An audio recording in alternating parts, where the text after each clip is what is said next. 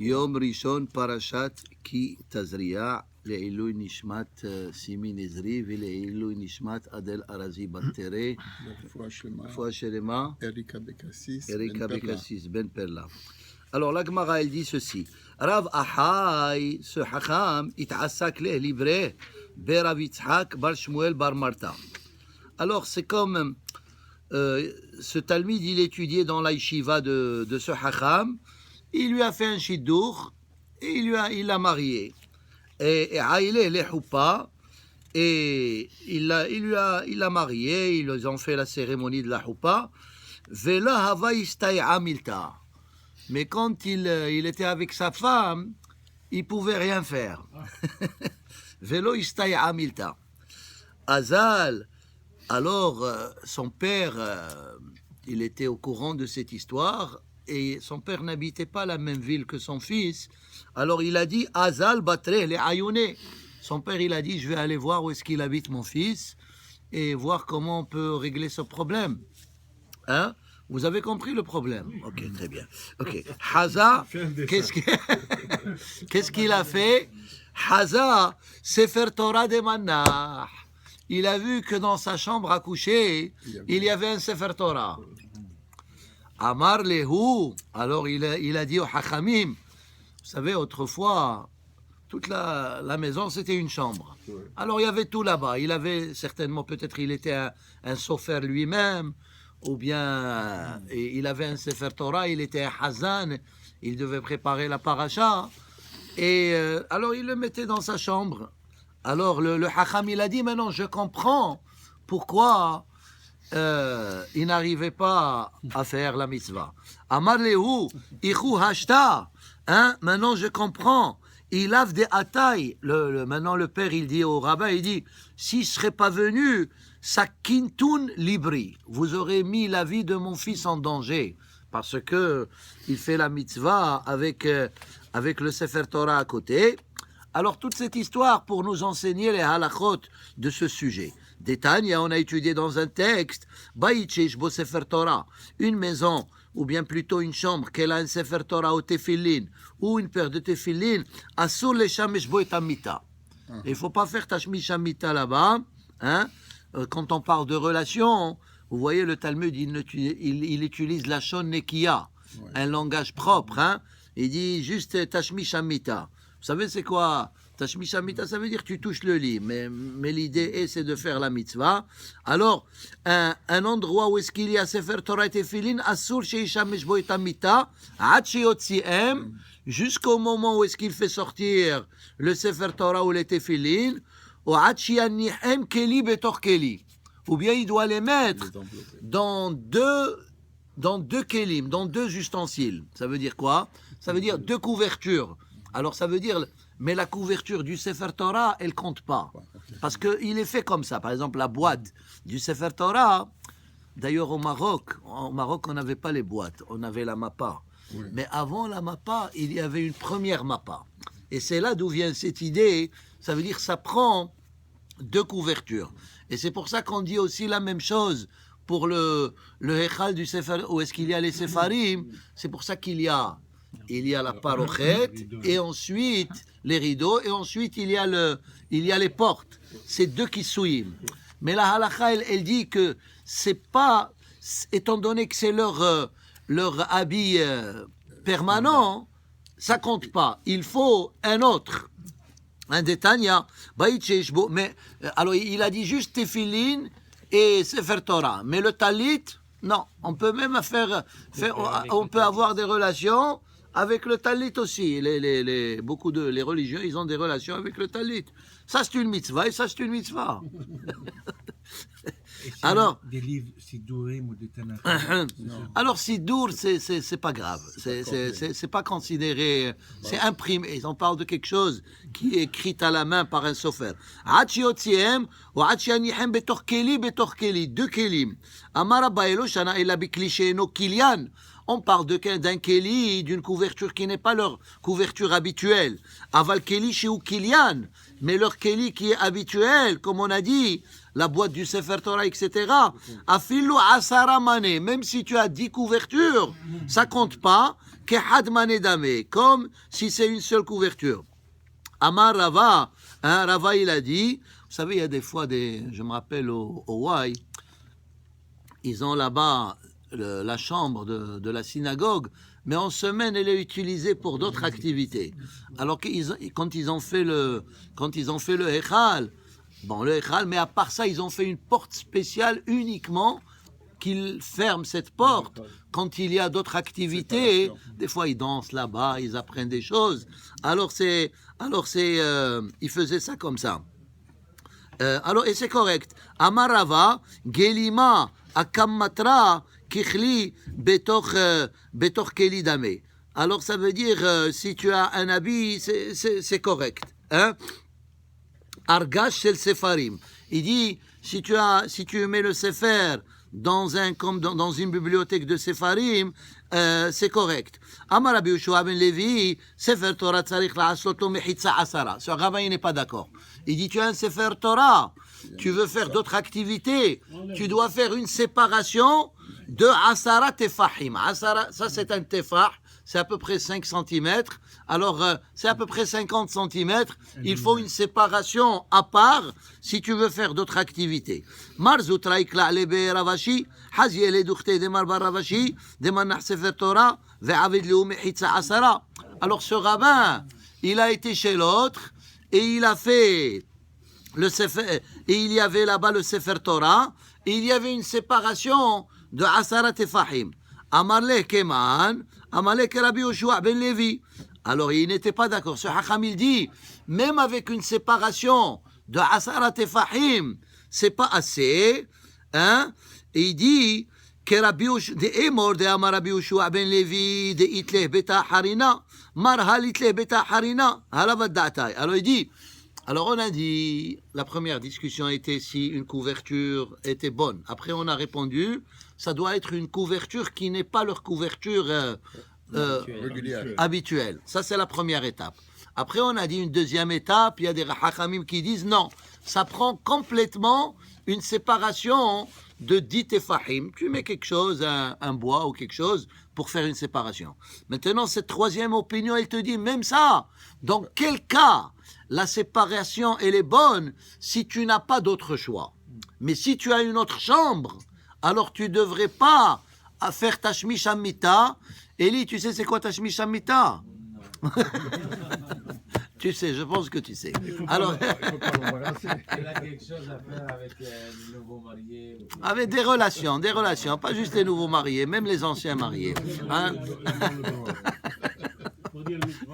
C'est la mitzvah. Alors c'est ça, il dit que si par exemple tu as 2 chambres, même si tu fais une séparation de asara tefahim, ça ne suffit pas, parce que tu peux mettre le Sefer Torah dans l'autre chambre. Alors ça veut dire, si tu as uniquement une chambre et tu habites dans cette chambre et tu n'as pas le choix et tu dois avoir un Sefer Torah, alors tu fais une séparation. Mais si tu as le choix, tu as une autre chambre, il faut éviter. Alors, et ça c'est une halakha. Par exemple, si tu as des téphilines, dans ta chambre à coucher? Non? Ok, très bien. Alors, Hazak, alors je suis là, halakha. La Ketoret, qui est écrite sur un parchemin, est-ce qu'elle est considérée? Oui, Ketoret aussi, c'est un texte, c'est pas comme Sefer Torah, mais c'est un texte saint aussi. Oui, ok.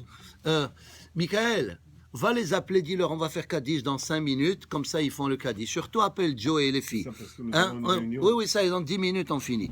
Et vino Amadono Eloheinu anu ma'asadenu kunu ma'asadenu konenehu isha ki tazria. Alors le Zohar il dit une femme qui, on parle la paracha de la semaine, une femme qui est tombée enceinte. Alors, Isha ki tazriya ve'alda zachar. Elle a eu un enfant. Et la Gemara, elle dit, et je ne vais pas m'attarder sur cette Gemara, un garçon, elle dit, si la femme, elle fait le zera en premier, c'est un garçon. Si c'est l'homme, alors c'est une fille. Mais ça on a débattu ce sujet. On ne va pas rentrer là-dessus aujourd'hui. Hein? Alors le Talmud, il dit, celui qui veut avoir des garçons, qui n'a qu'à faire pa'amaim be'ahaba. Isha mazra'at tehila, yoledet zachar. Seulement s'il bégaye. Alors, הרי למדנו שהקדוש ברוך הוא גוזר על הטיפה, הקדוש ברוך הוא quand la femme, elle tombe enceinte, HaKadosh Baruch Hu, il décide sur cette goutte de sperme. Imhu zachar, imhu nekeva. Si va être un garçon ou une fille. ואתה אומר אישה מזרעת תחילה. אמר רבי יוסי ודאי שהקדוש ברוך הוא מבחין בין טיפה של זכר לטיפה של נקבה. הקדוש ברוך הוא il fait attention, ומשום שהבחין בה גזר עליה אם תהיה זכר עם נקבה. אמר רבי חייא וילד הזכר, וכיוון שהם מזרעת יולדת, שכתוב כי תזריע וילדה, והכתוב הזה צריך לומר אישה כי טהר. Alors il aurait dû dire Isha Kitahar, hein? Har ça veut dire enceinte, hein? Comment on appelle en hébreu, écoutez ce Hidouche, hein? Herayon, tu te rappelles? Comment on écrit Herayon en hébreu? He, Resh, Yud, Vav, Nun, Sofit. On va les compter. Resh c'est 200, Nun c'est 50, 250, Yud c'est 10, 260, Vav et 5, 11, ça fait 271. Hachamim, ils disent la femme, elle est enceinte 271 jours exactement. C'est la valeur numérique de Herayon. Alors vous voyez que dans les mots eux-mêmes, il y a aussi d'autres messages. Je vais vous dire un autre message. Par exemple, Shana, l'année, hein? Regardez, la valeur numérique. Shana, c'est l'année, hein? Quelle est la valeur numérique? Shin, c'est 300. Hein? Nun, c'est 50. Et He, c'est 5, c'est 355. Ça, c'est l'année selon la Torah qu'on suit le cycle lunaire. Alors, vous voyez, dans le mot Shana, il y a la valeur numérique qui te dit combien de jours il y a dans l'année. C'est extraordinaire, ça. Mahou, c'est pour ça que cette langue, elle s'appelle la Shona Kodesh, la langue sainte. Ki tazriya amar Rabbi Yossi Isha. Alors, pourquoi il dit Isha ki tazriya ave al dazachar? Alors, il dit comme ça. Isha, une femme, miyom shem mazri'a venit abra. Une femme, dès qu'elle tombe enceinte, ad shehi yoledet, jusqu'à ce qu'elle accouche, en befiha ella havlat shela. Ça veut dire une femme qui est enceinte, sa discussion depuis sa grossesse jusqu'à la naissance, c'est de quoi? C'est toujours du bébé, hein? Ah, les gens, tu es enceinte, Mazal Tov, hein, etc. Tout, Issa qui tazriya. Et tout le monde pose la question, est-ce que c'est un garçon? Est-ce que c'est une fille? Une femme, depuis qu'elle est enceinte jusqu'à l'accouchement, elle parle. Elle parle si c'est un garçon, si c'est une fille, elle est enceinte. Hein? Et il me demande à moi le Mohel, est-ce que c'est un garçon ou c'est une fille? Alors moi, j'ai un secret, je vais vous le dévoiler. Hein? Hein, le secret, il est comme ça. Je dis à la femme, montre-moi ta main. Si elle me fait comme ça, c'est une fille. Si elle me fait comme ça, c'est un garçon. Parce que quelle est la nature des choses? Montre-moi ta main. Montre-moi ta main. Voilà. La nature des choses, c'est comme ça. Si la femme, elle fait... Parce que la plupart des naissances, c'est des filles. Alors, mais si elle fait comme ça, ça veut dire... Mais je leur dis, écoute, mais 50%, je me trompe. Alors, en tout cas... C'est un Isha qui tazriya, kama merubin ma'asav shel HaKadosh Baruch Hu, mashal adam shel hakach be'adav kama mine zir'onim. Ici, le Zohar, il allonge sur ce sujet, il dit, regardez comment c'est extraordinaire. Avec une goutte, tout un bébé, il est formé dans le ventre. C'est marabou ma'asecha, c'est des miracles de Dieu. Sauf que ces miracles-là, on est tellement habitués qu'on les prend pour acquis. Mais c'est des miracles extraordinaires. Comment un bébé, il peut vivre dans le ventre de sa mère, etc. Il est nourri. Et le Talmud, il raconte des merveilles extraordinaires. D'habitude, si vous prenez une cruche, hein, la bouche de la cruche, elle est vers le haut. Et la base de la cruche, elle est vers le bas. Ici, c'est le contraire. La femme, elle est enceinte et la tête, elle est vers le bas. Et quand même, le bébé, il vit bien. Et Hachamim, ils disent, dans le ventre de la mère, il y a 3 étages. Hein. Il y a les 3 premiers mois. Le bébé, il est plus vers le bas. Ensuite, il monte au 2e étage. Ensuite, il monte au 3e étage. Et non seulement ça, Hachamim, ils disent que pendant les mois de grossesse, le petit bébé, qu'est-ce qu'il fait? Il étudie la Torah. Il y a un malach, il vient, il lui enseigne toute la Torah. Et après, il lui donne un petit coup ici, on dit. C'est pour ça que ici, cet endroit, il est un peu... il est un peu... cannelé, voilà. Comme ça, il oublie toute la Torah. Pourquoi il oublie toute la Torah? Comme ça, ça veut dire, s'il n'aurait pas étudié, il n'aurait pas su, il peut pas l'étudier s'il l'aurait pas étudié une fois. כמה מרובין הם, מעשיו הכל ונתקנים. כולם בחוכמה בא לארץ קנייניך, שמשם היא נמלאת הכל. כדכתיב כל הנחלים הולכים אל הים, וכשהיא מתרצה אותה, אלה תולדות השמיים והארץ ויברעם, ובשעה שמתעורר וזה הקדוש ברוך הוא אחד ממונה על העיבור בן אדם, ומוסר בידו הכוח ההיא. Et ensuite, le Zohar, alors c'est ça, il dit au maudit alors ici il dit le Zohar aussi que avant que le bébé il sort du ventre de sa mère, déjà le malach il décide tipazu matehe aleha. Ça veut dire quel va être le destin de ce bébé une fois qu'il va être dans ce monde. Et d'ailleurs, le Talmud, il dit Hakol bide shamayim, chutz mirat shamayim. Ça veut dire, on décrète avant la naissance du bébé, on décrète tout son destin, sauf s'il va être La crainte de... s'il va être un tzaddik ou un rachat. Ça dépend pas du destin, ça dépend de la personne elle-même. Ça veut dire, nous croyons dans le judaïsme un concept très important, et ce concept c'est quoi ? C'est le libre choix. Ça veut dire l'être humain, c'est pas s'il est tzaddik, c'est pas parce que ça a été décrété qu'il soit tzaddik, c'est parce que lui-même, il a décidé de prendre ce chemin. Il faut donner crédit aux parents qui envoient leurs enfants dans l'école. Oui. Bien sûr. ושיננתם לבניך. והלילה אומר, והקדוש ברוך הוא, כל מה שמצווה, אז יורד הרוח וצלם אחד. Alors ici, il dit le Zohar, non seulement Hachem, il donne le corps humain, mais il y a une partie très importante qui est la neshama. La neshama, elle fait partie du corps humain. בצלם ההוא הולך. בעוד שהצלם נמצא, מתחברים יחד שלמה, עד שיעפו החיון ונצאו הצללים. Juste pour conclure, je voulais vous dire un petit mot d'ailleurs sur ce Zohar. Vous savez, quelqu'un, il pose une question, il dit comme ça, il dit, donnez-moi une preuve qu'il y a un autre monde. Nous croyons dans le judaïsme, nous croyons qu'après ce monde, il y a un autre monde. Et la Neshama, après le décès, le corps, il retourne à la terre, et la Neshama, elle monte au ciel. Quelle est la preuve qu'un autre monde existe ? Alors, vous savez, c'est une question dure à répondre. Mais dans la religion, il y a la foi. Ça veut dire, on croit. Si tu es ma'amin, tu ne te poses pas des questions. Si tu ne crois pas, toutes les réponses au monde ne pourront pas te satisfaire. Mais moi, je donne la réponse de ce texte qu'on a étudié aujourd'hui.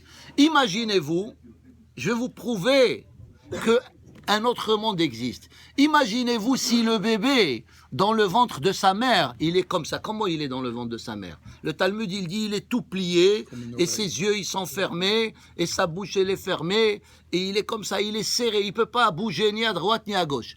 Imaginez-vous si ce bébé, il pouvait parler, il pouvait comprendre, on lui aurait dit au bébé, écoute, tu sais, dans 9 mois, tu vas sortir, et tu vas être à l'aise, tu auras plus d'espace, et tu sais, tes pieds qui sont comme ça, tu pourras te mettre sur tes pieds, tes oreilles, tu vas pouvoir écouter, ta bouche, tu pourras parler, et tu pourras manger, et tu pourras même chanter, etc. Le bébé, qu'est-ce qu'il va te dire ? Je te crois pas. Comment je suis maintenant dans l'obscurité, tu me dis, et je vais sortir, et je vais parler, et boum, 9 mois plus tard, boum, il sort du ventre de sa mère, et il commence à écouter. Déjà, les nerfs s'écoutent à droite, à gauche, etc. Et il voit, alors il voit que c'est vrai. Alors, quel est le point ? Le point, comme le bébé, quand il était dans le ventre de sa mère, il était dans un monde. Et là, quand il sort après 9 mois, il sort et il va dans un autre monde. Alors, comme ça a déjà existé une fois, qu'il y a un deuxième monde, alors c'est sûr que par rapport à ce monde, le Talmud, il dit, on ne peut pas croire qu'on est venu uniquement pour vivre dans ce monde. Ce monde, il est tellement plein de déceptions, il est tellement plein d'amertume. Même les gens les plus heureux sur Terre, ils ont toujours... c'est pas facile. On n'est pas venu pour vivre 70 ans et après quitter. Et quand on quitte, comme on est venu. Le Talmud, il dit, le bébé, quand il vient avec ses mains fermées, et quand il quitte l'homme, après 120 ans, il quitte avec les mains ouvertes. Pourquoi on vient avec les mains fermées ? Quand on vient dans ce monde, on veut le monde entier. On veut conquérir le monde entier. Mais quand on quitte, on quitte avec les mains vides. Ça veut dire quoi? On n'a rien pris avec nous. C'est pour ça que la Torah, elle te dit, quand elle parle de tzedaka, elle dit patoah tiftah. Ouvre ta main. Pourquoi ouvre ta main 2 fois? Patoah tiftah. Il te dit, ça veut dire ouvre ta main. Parce que quand tu vas mourir, tes mains ils vont rester ouvertes et tu vas rien prendre avec toi. Alors que ce Dvar Torah soit les Ilou Nishmat, Simin Ezri, Bat Isar, Wahadonai Tenehena Began Eden, Uti Nishmata, Terwa Bitzorahim Vechene Yeratzon, Venomar, Amen. Yid Gadal.